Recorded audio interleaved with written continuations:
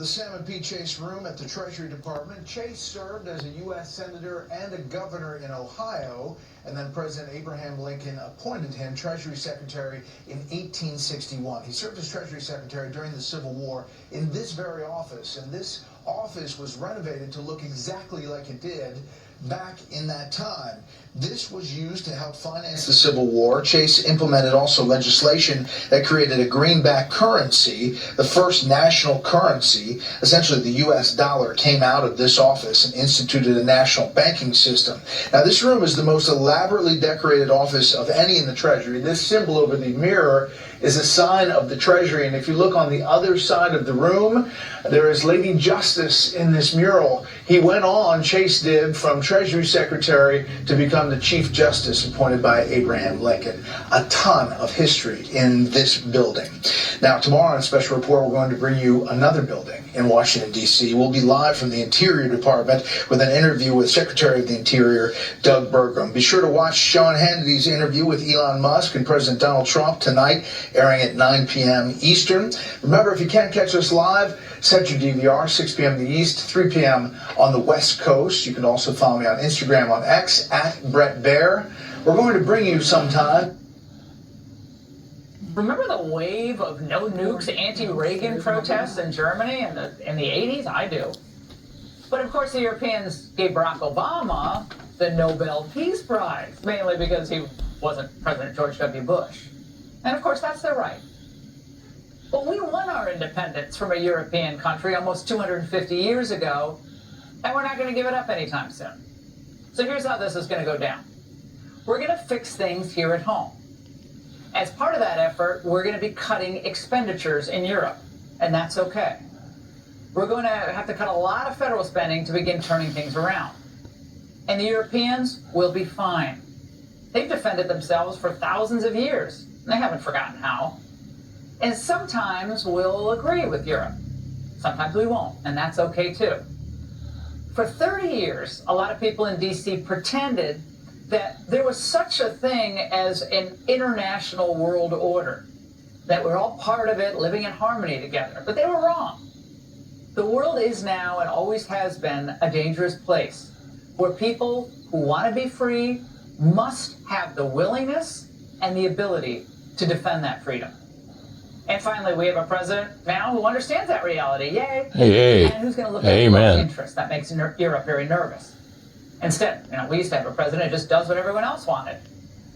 But Europe will get used to this new world order, and we'll all be better off as a result. And that's the angle.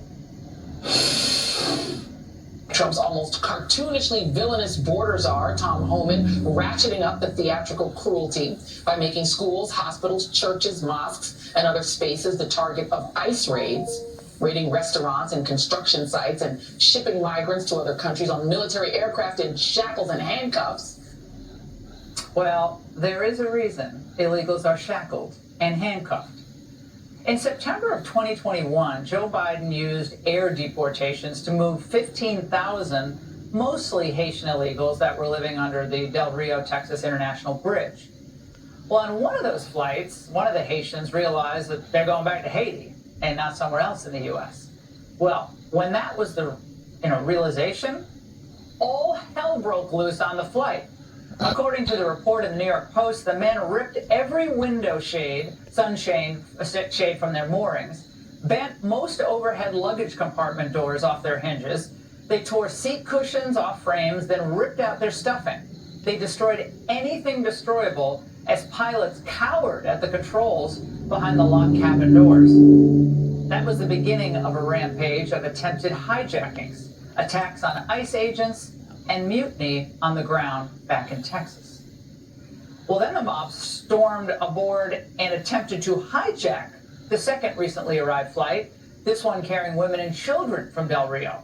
Yeah, this all happened. Somehow we all have amnesia about this. Joining us now, Todd Benjamin, a senior national security fellow at the Center for Immigration Studies. Todd, you wrote this piece for the Post. We also understand there was an attempted hijacking of that plane, as I briefly referenced. What more can you tell us, and why are these liberal do-gooders who are upset about the conditions of these illegals wrong? a big takeaway is that the Biden administration decided to deport all those Haitians unrestrained. That's mistake number one.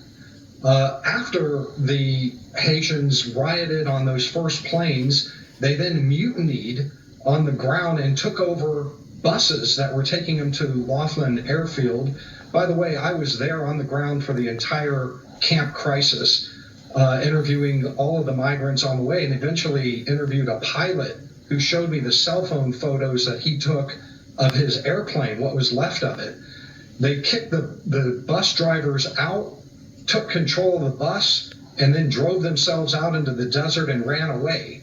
That happened multiple times, and there were other attempted hijackings on the ground at Laughlin Air Base. So it was the Biden administration that smartened up and did what Tom Homan is doing right now, which is making sure that they've got leg irons on and shackles, not all of them, but some of them. And one other thing I would mention here is that the category of deportees today are criminal aliens by and large. Those are the ones you least want to trust 40,000 feet up. Well, Todd, I'm wondering why some of our Democrat friends think defending government waste, defending trans in the military, defending trans in girls' locker rooms, and defending illegals, violent criminal illegals, in these types of scenarios is a winning political strategy. For the life of me, I do not understand that. Right. Well, the advantage that they're after really is they're saying stop the flights, because the flights are incredibly impactful. When those Haitians were shipped off out of that camp, I was on the Mexican side, and thousands fled that camp back into Mexico.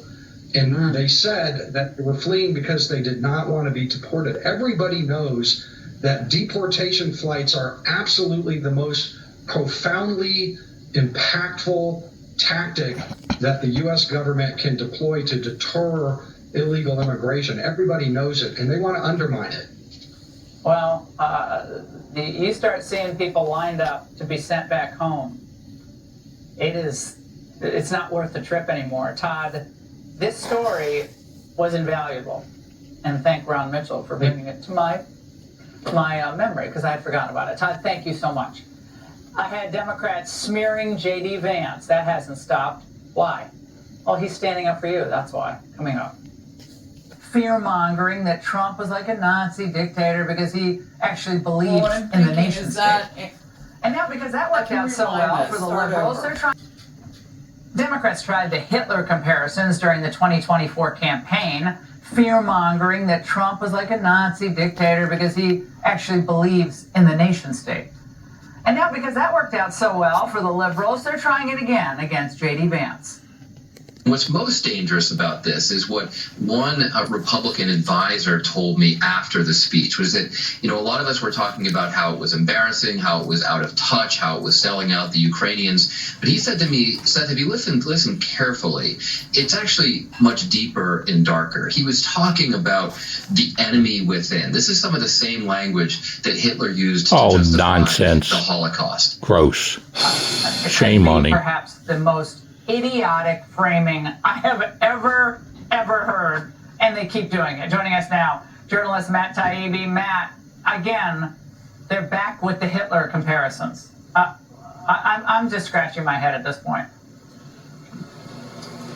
It's kind of amazing because the context of Vice President Vance's speech was criticism of a pan-continental censorship law that is really as ambitious as anything that took place under the Nazi regime. He went there to stand up for free speech, for respecting the results of an election in Romania, for free speech rights in every European country. Amen. And for that, he gets criticized as a Hitlerian figure. It's a remarkable irony, especially when you consider that afterward we had 60 Minutes showing us these beautiful pictures of police breaking down doors in Germany to arrest people who had been writing memes and things like that. Well, Matt, is it a failure of our education system? I tweeted over the weekend that this is just another searing indictment of our apparent lack of any real historical understanding of the world, World War II, World War I. But it's, again, I just say it's shocking, the level of ignorance on the left on this.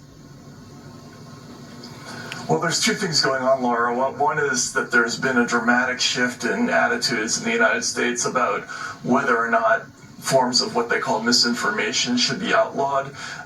It's now over 50%, according to some surveys, which is a dramatic change even from 10 or 15 years ago, when most people on both sides of the aisle believed in the First Amendment and free speech. But also, most people in the United States have no idea about the laws that have been passed in Europe in the last 5 to 10 years, including the Digital Services Act in the EU, the Network Enforcement Act in Germany, the Online Safety Act in England, where you can be jailed for speech offenses. This is going on all over Europe, all around us, and I think most Americans are not aware of the scope of it. No, they think we have a lot of common values with Europe, but I just did an angle, Matt. It's like, I don't really think we have much in common with Europe. I mean, we have some, and we have some interesting, fun traditions that but not really. Not on the fundamental civil liberties that we all believe in. Not really. No, and especially on the speech issue. I mean, it was really interesting that John Kerry gave a speech to the WEF last year where he talked about the First Amendment being what he called a major block to the ability to hammer out disinformation. That's because the United States and its First Amendment is a unique concept all around the world. Here in America, speech rights do not flow from the government. They are inherent. The government simply recognizes the fact that we have freedom of thought, freedom of conscience, freedom of assembly. In Europe, the idea is very different. Rights flow from the state, and they can be granted or taken away according to how the government feels. Nah, unbelievable. But this is why I think Trump is saying this foreign aid, endless defense of Europe, given all of this, given the huge trade deficit, it's not going to continue. I mean, they have no one to blame but themselves. Matt, it's always great to see you. Thanks so much. And coming up, we're going to expose the dangerous trans vegan cult. Have you heard about this? Connected to multiple murders. Don't go away. Gender computer scientists came together not to build a website, not to introduce a new app, but instead to join a violent cult. 3 members of the trans vegan group known as Zizian have been arrested on charges including trespassing on private property, and that was in Maryland where they were apparently hiding out. They were also charged with possession of a handgun in a vehicle. That's not all, though. They've been linked to the death of Curtis Lind, Richard Zodko, Rita Zodko, and most notably Border Patrol agent David Malland, who was killed in Vermont back in January. Joining me now is Andy No. He's the senior editor at the Post Millennial who's been reporting on this. Andy, I know you've been following this group for a while. I've been reading you online. What led to their arrests? Well, they have been, the leader, Jack Ziz Lasota, had been on the run for several years, and at every step of the way that he was caught in different jurisdictions, he was let out either on no bail or bail that was lowered. In the case of in Pennsylvania, where a $500,000 bail was lowered to $10,000 in 2023, and he disappeared for a couple of years until he was arrested with his 2 comrades over the weekend. What happened is, according to the court documents, the 3 of them drove their box trucks, and this is how they try to live off the grid, onto rural property that happened to actually be private property in Western Maryland. And the property owner alerted police. State troopers came up, and they would not identify themselves. However, fortunately, the FBI is finally on this case now, even though their homicides have been going back to several years. And law enforcement on the East Coast do internally have photos of these suspects because there have been Look at him. so many I just want everyone, deaths. Andy, I'm interrupting, but I mean, this is like demonic. The face is demonic. I'm sorry. That looks like something out of a horror movie. Is that Daniel Plank we're looking at on the left, guys? Is he I'm not sure if he's his name is not on the thing. Oh yeah, he looks demonic, like he's on some type of, I don't know if he's on hormones or other drugs or... The person on the left is Jack Lasota, who's the alleged leader of this group. And you describe the appearance of some of these members as looking demonic. I would describe some of the crimes that they're accused of as being demonic. You could say an elderly couple that were killed in Delaware County, Pennsylvania, were shot execution style in their homes on New Year's Eve a couple of years ago. And last month, one of the sole witnesses to an upcoming murder, an attempted murder trial of two of their members, had his throat slit in the Bay Area of California. So, FBI dropped the ball on this because the killings go back to 2022. Well, we certainly hope the FBI does the justice that should have been done a while ago on this, because we have dead Americans. Andy, as always, thank you. All right, coming up, big medicine and our kids and what Trump is going to do about it.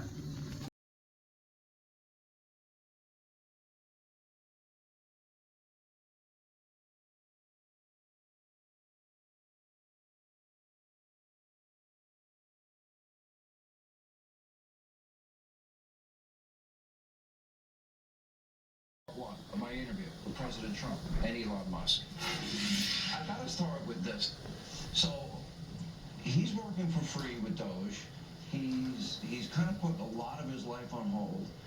And you sued Twitter a number of years ago. You just made him pay you $10 million? That's right.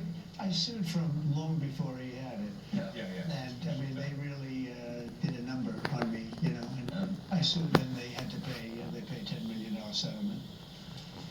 You okay with that? I mean, I left it up to the lawyers and the team running Twitter. So I said, you guys do what you think is the right. It makes sense. I think it's fine. I think it's a very low. I was looking to get much more money than that. So you gave him a discount with the law. You got a discount. Oh, if you got a big discount, I don't think he even knows about it. He's become one of your. If you read and believe the media, he's become one of your best friends. He's working for free for you. Well, I love the president. I just want to be clear about that. I don't care about that. I know. I love the president. I love the president. I think President Trump is a good man, and he's, That's the way he said that. It's not a good nice man. It really is. Because I mean, the president's been so unfairly attacked in the media. It's really outrageous. And I've at this point spent a lot of time with the president, and not once have I seen him do something that was mean or cruel or wrong. Not once. I've known him for 30 years. Yeah. And I've never seen anybody take as much as he's taken. Yeah. And we've discussed this, and I'm like, how do you deal with it? Did I have a choice? Well, you would say that to me. I'm like, what am I going to do? Worry about it? And, and then culminating in 2 assassination attempts, which resulted in your endorsement. Well, I was going to do it anyway, but that was it. Precipitating event, yeah. That's been Yeah. The day of the assassination. I didn't know that. Yeah. I just sped it up, but I was going to do it anyway. Mr. President, with your indulgence, I'm convinced that people only know a little bit about Elon. I don't think they know everything about Elon, because as I studied and prepared for this interview, I learned a lot about you that I didn't know. I think people will think about Tesla.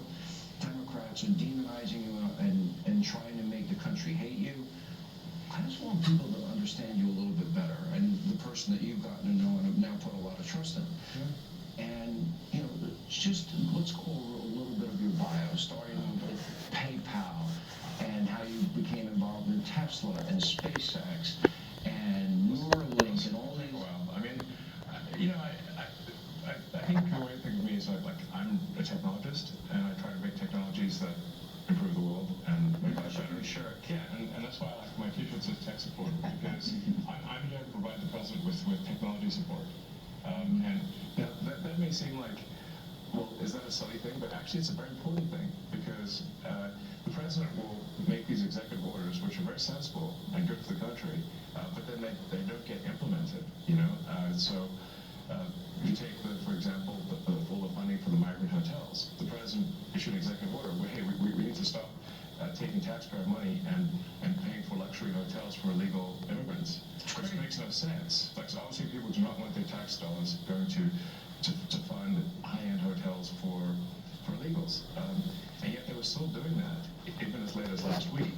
And so, you know, we went in there like, this is in violation of the presidential executive order. It needs to stop. So what we're doing here is one of the biggest functions of the DOGE team is just making sure that the presidential executive orders are actually carried out. And this is, I just want to point out, this is a very important thing because the president is the elected representative of the people. So he's representing the will of the people. And if the bureaucracy is fighting the will of the people and preventing the president from implementing what the people want, then what we live in is a bureaucracy and not a democracy. Well, you're both aware, you have to be keenly aware that the media and the punditry class, not that, you know, I think you've proven they have no power anymore because they threw everything they had at you and they didn't win. And that was, you know, the New York Times, Washington Post, 3 networks, every late night comedy show, 2 cable channels. They just threw everything, lawfare, weaponization.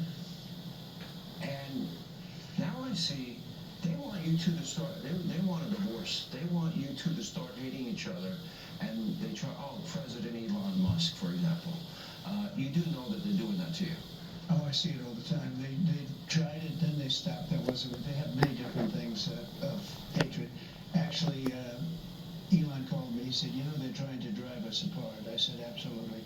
You know, they said, we have breaking news. Donald Trump has ceded control of the presidency to Elon Musk. President Musk will be attending a cabinet meeting tonight at 8 o'clock. And I say, it's just so obvious. They're so bad at it. I used to think they were good at it. They're actually bad at it because if they were good at it, I'd never be president. Because I think nobody in history has ever gotten more bad publicity than me. I could do the greatest things. I get 98% bad publicity. I could do, outside of you and a few of your very good friends, it's like the craziest thing. But you know what I have learned, Elon? The people are smart. They get it. Yeah, they do. They get it. They really see what's happening. Yes. And at the end of this interview, what I would like is I want people to know the relationship and know more about you. What is the relationship, Mr. President? Well, I respect him. I've always respected him. I never knew that he was right on certain things, and I'm usually pretty good at this stuff. He did Starlink. He did things that were so advanced that nobody knew what the hell they were. I can tell you in North Carolina, they had no communication. They were wiped out. Those people were, you know, they had rivers in between. A land that never saw water, all of a sudden there was a river and a vicious, like rapids. People were dying all over. They had no communication. They said, you know Elon Musk? And they didn't really know I know him. I said, yeah.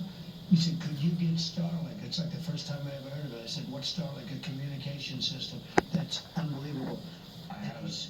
Yeah, and he said, I called him and I said, listen, they really need it. And he got like thousands of units of this communication, and it saved a lot of lives. He got it immediately, and you can't get it. I mean, you have to wait a long time to get it.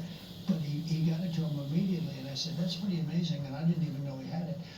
We watched the rocket ships, and we watched Tesla. I think, you know, something that had an effect on me was when I saw the rocket ship come back and get grabbed, like you grab a beautiful little baby, you grab your baby. It just, I've never seen. No, but, and he said, you know, you can't leave a rocket program if you're going to dump $1 billion into the ocean every time you fly. You have to save it. And he saved it. First time that I've ever seen that done. Now, nobody else can do it.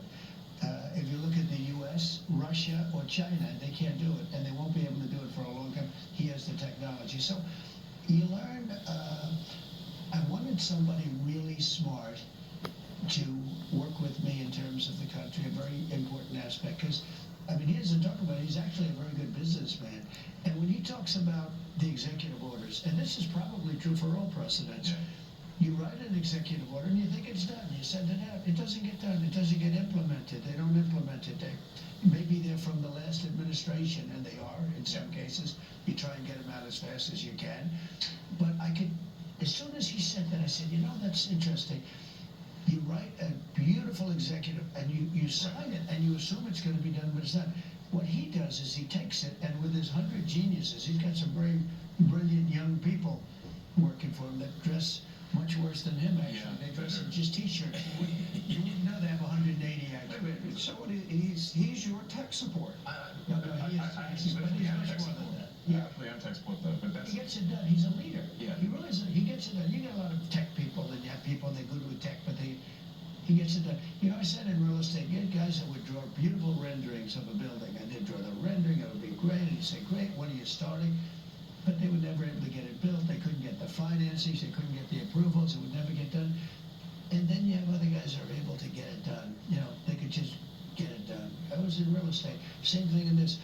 He gets it done. So when he said that, he said, you know, when you sign these executive orders, a lot of them don't get done, and maybe the most important ones. And he would take that executive order that I'd sign, and he would have those people go to whatever agency it was. When are you doing it? Get it done, get it done. And some guy that maybe didn't want to do it, all of a sudden, he's signing. He just doesn't want to be bothered. Do a lot of those executive orders have to be codified into law? You need the Republican Congress and to they follow will be. up. A lot of them will be. Yeah. Look, in the meantime, we have 4 years. The beauty is we have 4 years. That's why I like doing it right at the beginning. Because an executive order is great. I mean, the one problem is both good and bad. Because when they did all these executive orders, I've canceled most of them. They were terrible. I mean, we're going to go radical left communists. Okay, it was crazy. Their executive orders were so bad. If they ever got them codified, you'd never be able to break them. So the damage that Biden has done to this country, and it's not even Biden, it's the people that circled him in the Oval Office, okay? But the damage they did to this country, in terms of, let's say, open borders, you know, there's so many things, but open borders, where millions of people poured into our country, and hundreds of thousands of those people are criminals. They're murderers, they're drug dealers, they're gang members, they're people from prisons from all over the world. And we have a great guy, Tom Homan, and he is doing so incredibly. You saw the number to now, like 96%. 95%. He is a phenomenal guy. And Kristi Noem is doing an unbelievable job. And he wanted her, he said, she's so tough. And I said, I don't think of her as that way. You know, she's very nice. He said, no, she's so tough. And she is, I see with the horses, she's riding the horse, let's go. She's great. But the team we have is really unbelievable. But those executive orders, I sign them, and now they get passed on to him and his group and other people, and they're all getting done. We're getting them done. Let me go back a little bit to your background, because it's beyond impressive. You were the chief engineer, for example. You were an early believer in Tesla. You became the CEO, and then the chief engineer, which was phenomenal.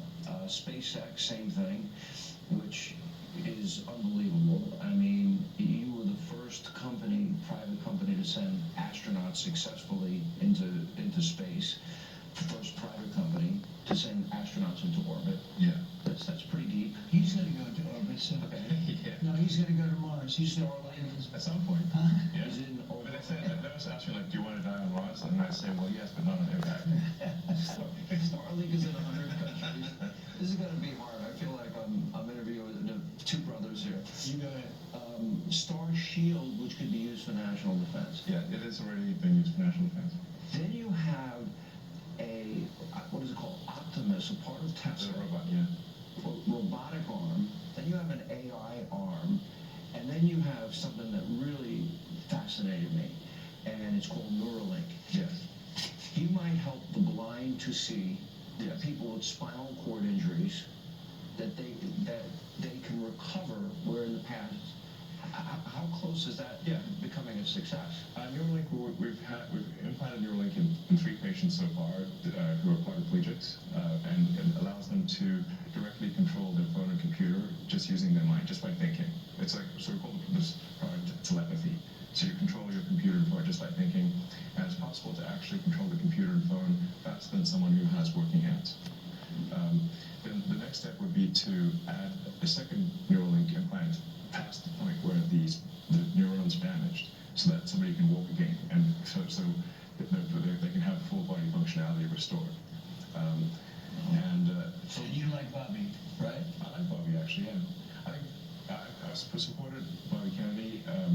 I think he's unfairly maligned as someone who is anti-science, but I think he isn't. He just wants to question the science, which is the essence of the science. The scientific method fundamentally is about always questioning the science. Well, they didn't tell us the truth about COVID, Right. that's for sure. Yes. And we learned a lot with the Twitter files.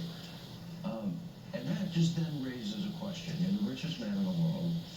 You may not like that part. You're pretty competitive. You're general there. You're a long time. But That's why but he's on your team. Well, that's true. He can't tell that. You know, I wanted to find somebody smarter than him. I searched all over. I just couldn't do it. I couldn't really try harder. I couldn't find anyone smarter, right? So we had it for the country. But this is the thing. We settled on this. Well, thanks for having me. I'm just trying to be useful. This is the interesting. This is where we are as a society, and I hate to do this to you, but I'm going to do it anyway. You're doing all of these things. Nobody at Doge gets paid a penny, right?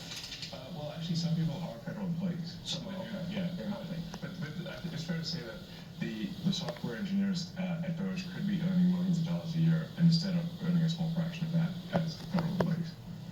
Okay, so And they're very committed people. So you're committed to helping the blind see, people with spinal cord injuries recover. Yes. You're committed to getting to Mars. You're committed to rescue. You're going to help rescue next month 2 astronauts that I think were abandoned. They dispute that in an interview. At the president's request, or instruction, we are accelerating the return of the astronauts, which was postponed kind of to a ridiculous degree. They got left in space. They've been there. They were supposed to be there 8 days. They're there almost 300. Yes, they were left up there for political reasons, which is not good. Okay, it's not good. Now, if I had the weight of the pressure of doing that successfully on my shoulders, I think I'd be, but when we spoke before we did this interview, you were very confident. You think this will be a successful mission. Well, we don't want to be complacent, but we have brought astronauts back from the space station many times before, and always with success. Mm-hmm. So, as long as we're not complacent. When are you going to launch? I think it's about 4 weeks. It's bringing back. About 4 weeks? Yeah. And we're being extremely cautious. Yeah. You now have the go-ahead. Yes, well, thanks to you. They didn't have the go-ahead with Biden. He was going to leave him in space. I think he was going to leave him in space. Well, it's like he considered it growing up lost in space. Yeah, he didn't want the publicity. Can you believe it? Unbelievable. And so I wanted to echo something that the president said and then ask an overarching question. So people get hit with Hurricane Helene, they have no communication with the outside world. You come to the rescue, you donated that. Okay. Yeah. You donated to the people. He saved a lot of lives in North Carolina. He saved a lot of lives. And California after the wildfires. California, but I mean in North Carolina where they were really in trouble, they had no communication. People were dying. They were dying of starvation. He saved a lot of lives in North Carolina. Okay. Now you're going to rescue astronauts. And now, and again, you do all of this. I would think liberals would love the fact that you have the biggest electric vehicle company in the world. Yeah, I mean, I used to be adored by that. Not anymore. Less so these days. Killed that, huh? I mean, less so. I really didn't. Well, I mean, it's this whole sort of like, they call it like Trump derangement syndrome. And you don't realize how real this is until you can't reason with people. So like I was at a friend's birthday party in LA, just a birthday dinner, and everything was like a nice, quiet dinner, and everyone was behaving normally. And I happened to mention, this is before the election, like a month or two before, I happened to mention the president's name, and it was like they got shot with a dart in the jugular that contained like methamphetamine and rabies. Okay, and I'm like, wow. And I'm like, what is wrong? Like, guys, like you can't have like a normal conversation. Yeah. And it's like they've become completely irrational. He has no idea. If you're friends with him, you pay a price. It's like you walk in a restaurant in New York and it's like half the room gets daggers and they want to. No, I think level is insane. Yeah.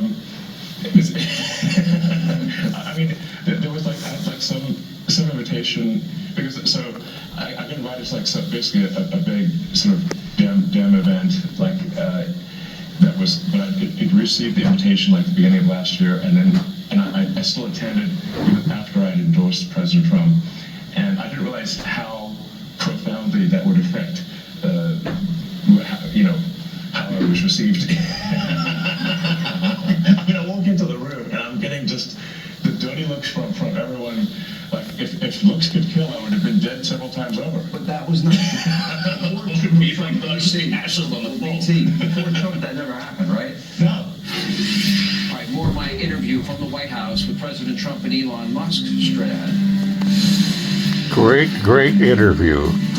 And boy, am I thrilled that the president has got this guy working for all of us. Thank you, Lord Jesus.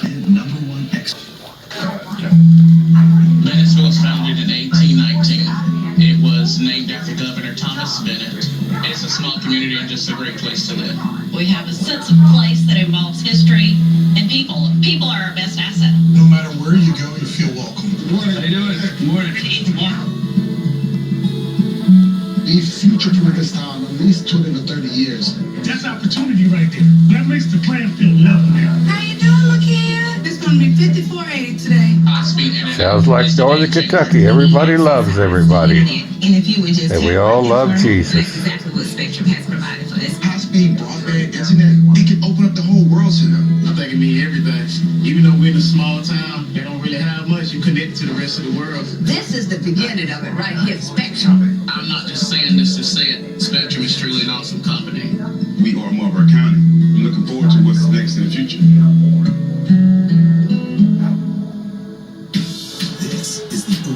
We are back at the White House, and here's part 2 of my exclusive interview with President Trump and Elon Musk. Take a look. This is the $1 million or $1 billion, among billionaires, question. So you have all of this going on, and you stop, in a way. You're still doing it, and you partner with him. And this is what you get from the Democrats. You get nobody voted for Elon. Well, nobody voted for any of your cabinet nominees, okay? People are dying because of Doge cuts. I'll give you a chance to respond on it. What Doge is doing is illegal. Elon Musk is Smart Street vernacular for a male body part. It's a constitutional crisis. Why are they reacting like this? Well, first of all, do you give them flying rip over number one? And well, I guess we must be over the target of doing something right. You know, if they wouldn't be complaining so much if we weren't doing something useful, I think. But what all we're really trying to do here is restore the will of the people through the president.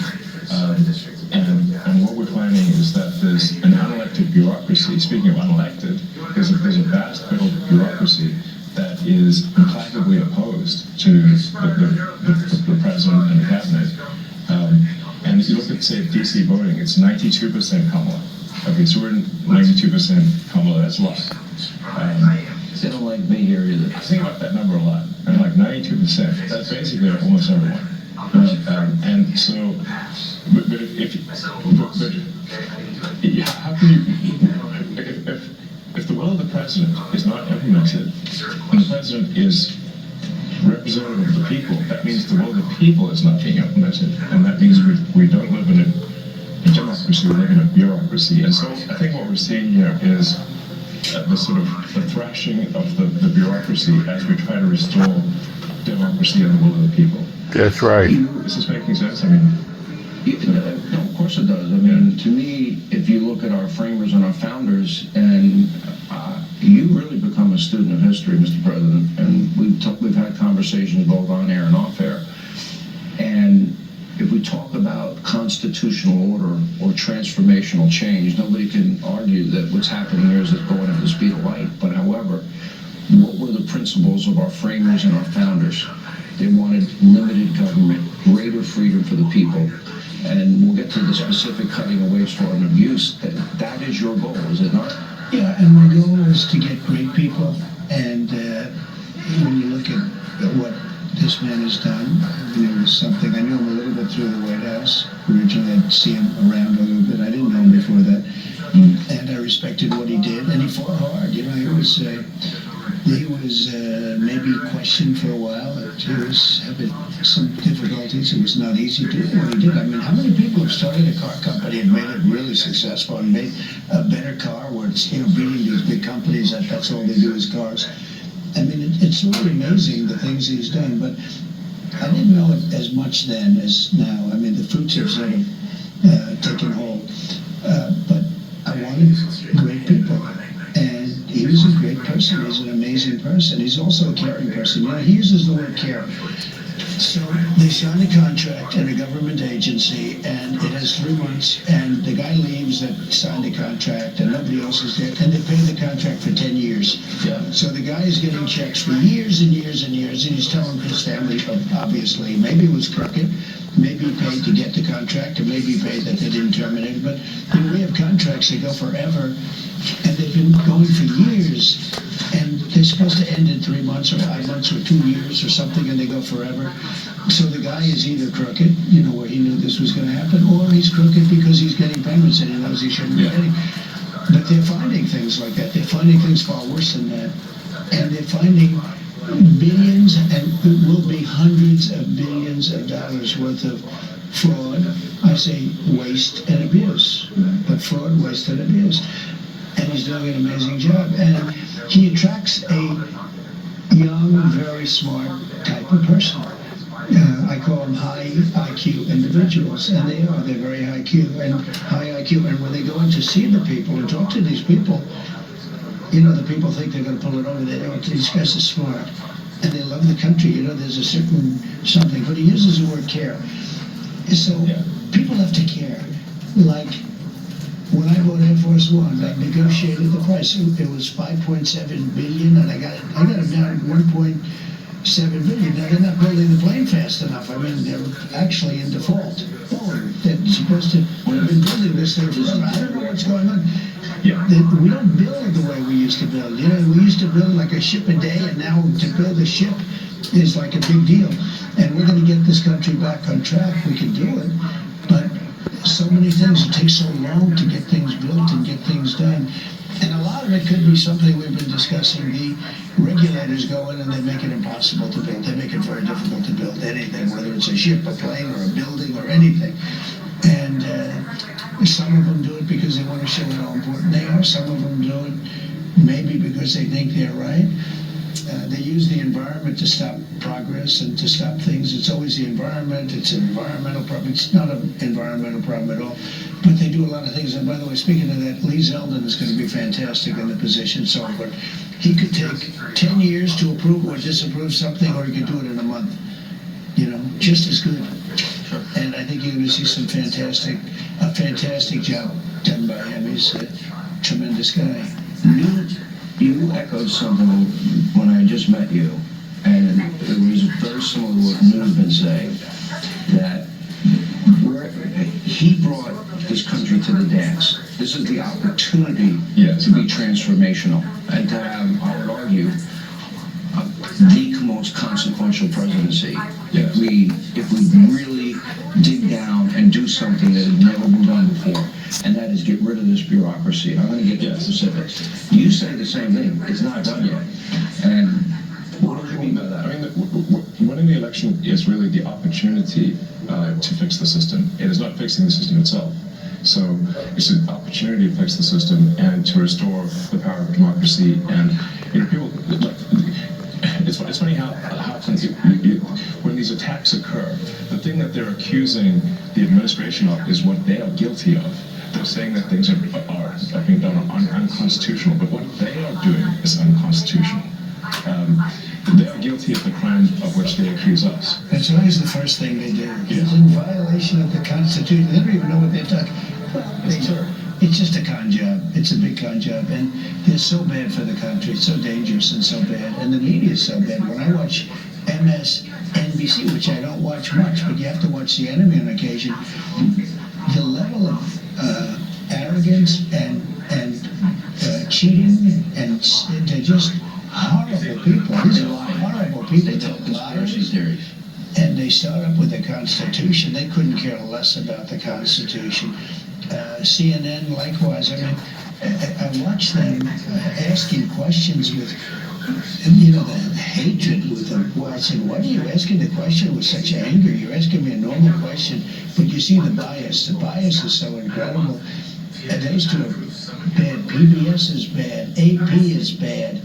CBS is terrible. I mean, CBS now, they changed an answer in Kamala. They asked her some questions. She answered them like, you know, a low IQ person, the opposite of him, the absolute opposite. But she gave a horrible answer.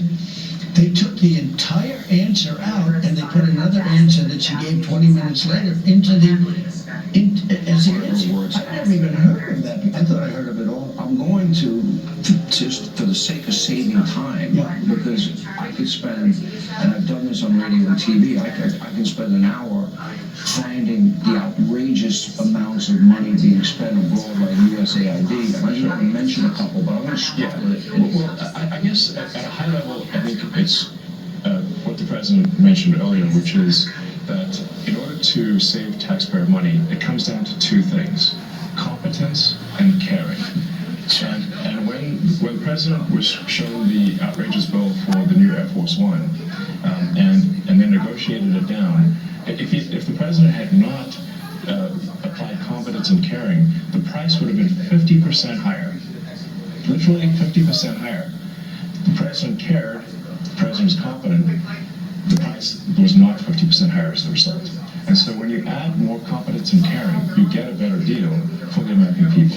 But we were talking about this yesterday, I could give me thousands of bills, and I could pick any one of them, exactly. I could take all 1,000. And let's say it's a bill for $5,000, just $5,000, and it's done by some bureaucrat. And if he would say, I'll give you 3, I don't want to pay you 5, it's too high, I'll give you 3. But they don't do that. If a guy sends in a bill for $5,000, they pay $5,000. They expect to be cut. Everybody expects to be cut. When you send in a bill, you expect to be cut. They send in the bill higher for the most part. This is true with lawyers, legal fees. When they send in legal fees, I can cut. I wish I had the time. I would save some, but I could cut these bills in half, much better than half. But you offer people a much lower number because, you know, they actually put fat. I might even say it's like a way of business. They put more on because they expect to be negotiated. When you send in a bill to the government, there's nobody to negotiate. Yes. You send in a bill for $10,000 and they send you a check back for $10,000. If you would call them and say, we'll give you 5. No, I need more than 5. We'll give you 5. I'm not getting paid any more than 5. I will make it 6. No, I'm not going to make it 6. And you settle for $5,500. You've just cut the bill almost in half. And it took like 2 minutes. But none of that's but that's caring. No, it's not even the art of the deal, it's caring. He uses the word, it's caring. It's a certain competence, but I think it's more caring. I know. If you add either ingredient, either competence or caring, you'll get a better outcome. But it's that's the reason that if you don't have competence, you don't have caring, you're going to get a terrible deal. And the problem is that the American taxpayers have been getting a terrible deal because look at the last administration. Can any reasonable person say the last administration was either competent or caring? But they lied to us and said that Joe didn't have a cognitive difference. They said the borders were closed. They said that the borders were secure. They said that, they said Obamacare would save. That's flat out lied. Up next, more of my exclusive interview with President Trump and Elon Musk as Hanity continues. Great interview and great information for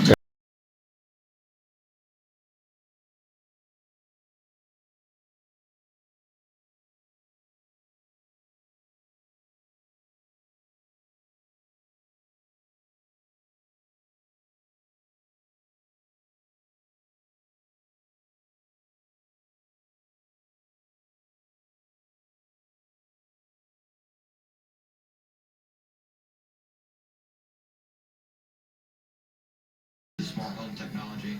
It makes my life a whole lot easier, and is 100% accessible. It's built to fit my Part 3 coming up. Hanity, and we are in the Washington swamp, where for years far-left bureaucrats burned through your hard-earned tax dollars on woke political causes, Green New Dealism, transgenderism, and even anti-American propaganda. Those days are now over. More of my interview with President Trump and Elon Musk. as I scroll this information, and I'll scroll a lot more than I'll mention to both of you, and this is the cost savings. I want people at home to understand this part. The average American makes $66,000 a year. Yeah. Okay? We have $37 trillion in national debt. Yeah. Now, all the money I'm about to mention and what we're going to scroll on our screen, and all of this is going to foreign countries. It is not being spent here in America for better schools, law and order. I think the average taxpaying American should be mad as hell because their tax money is being poorly spent. All right, let me go to the second question first. I want to know, because people like Joni Ernst and Joni Ernst has been has tried for a long time, and she's actually got a lot of good data. Senator Ernst has been really helpful, actually. Okay, but they actually hide what the real purpose of the spending is. In other words, this is a question. How did you decipher? It will say humanitarian blah blah blah in Serbia or Afghanistan. We're even giving money to China for crying out loud, which I think is nuts. We're giving money to the Taliban.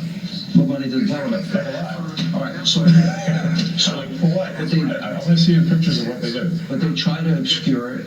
But then you got to the bottom line, which is what I'm now scrolling on the screen, and that is $20 million on a Sesame Street show in Iraq, $56 million to boost tourism in Tunisia and Egypt, $40 million to build schools in Jordan, $11 million to tell the Vietnamese to stop burning trash, $45 million for DEI scholarships in Burma, $520 million for consultant-driven ESG investments in Africa. DEI programs in Serbia.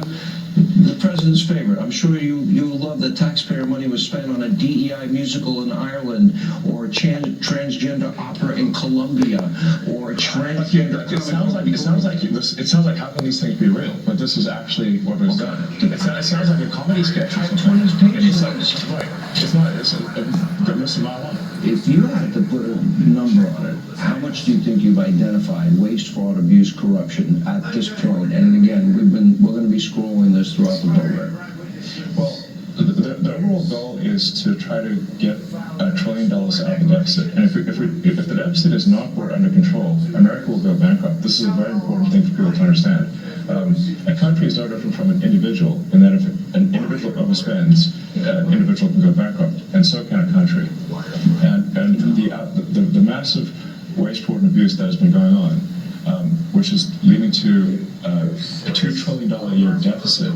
That's what the president was handed on January 20th, a $2 trillion deficit. It's insane. For this fiscal year. We inherited. Yeah. And inflation is back. I'm only here for 2.5 weeks. That was January. Inflation is back. No, think of it. Inflation's back, and they said, "Oh, Trump inflation." I had nothing to do with it. These people have run the country.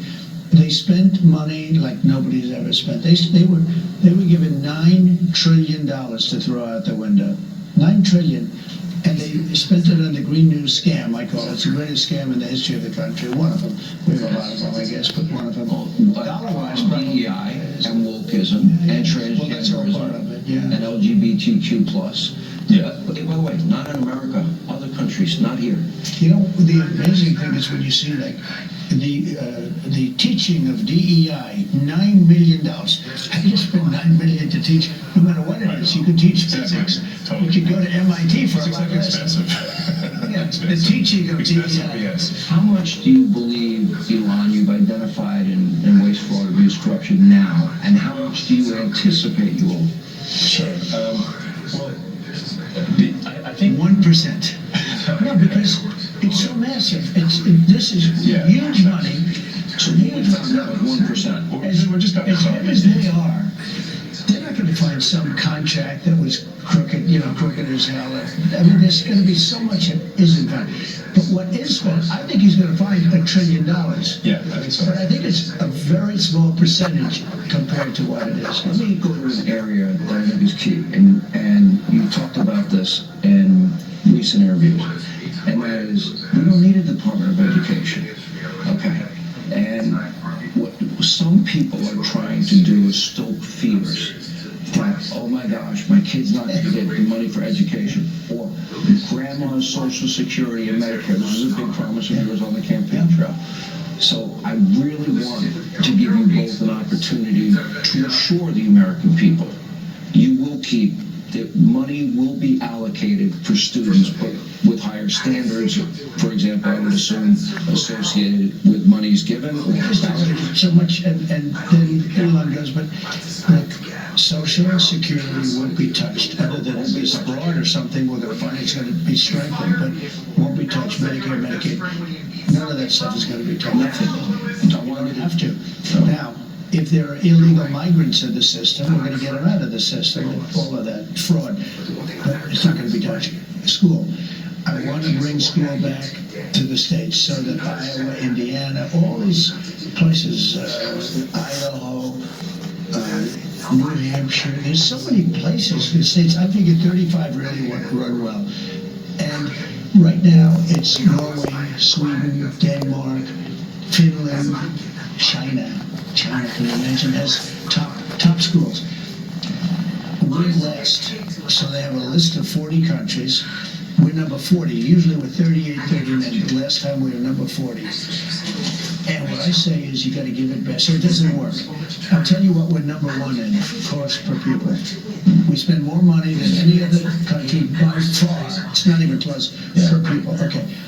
So we know it doesn't work. So we spend the most and we have the worst, right? The worst result.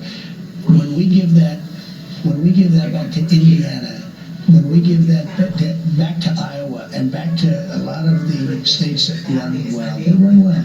There's a lot of them, 35, 37, 38. Now you can have 10 laggards, but you can have 5 real laggards, but that's got to be okay. Take New York. You give it to Westchester County. You give it to Suffolk County. You give it to upstate New York, and you give it to Manhattan, but you give it to 4 or 5 subsections. Same thing in California. Los Angeles is going to be a problem, but you're going to give it to places that we can change education. Now, school choice is important, but that will get taken care of automatically. We want to bring education back to the states.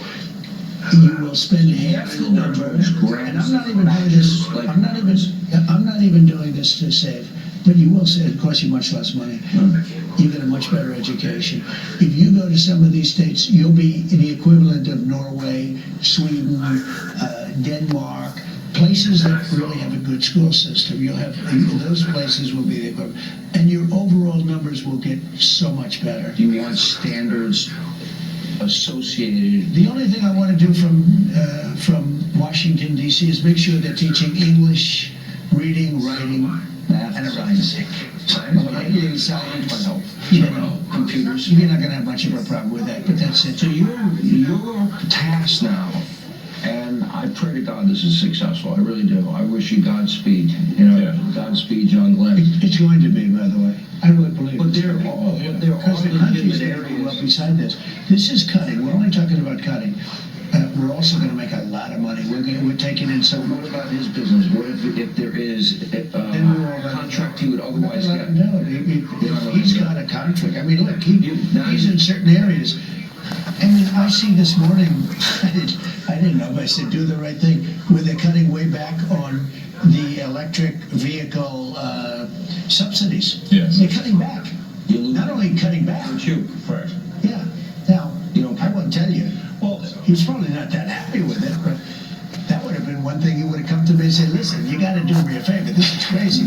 But this was in the tax bill. They're cutting back on the subsidies. I wasn't involved in it.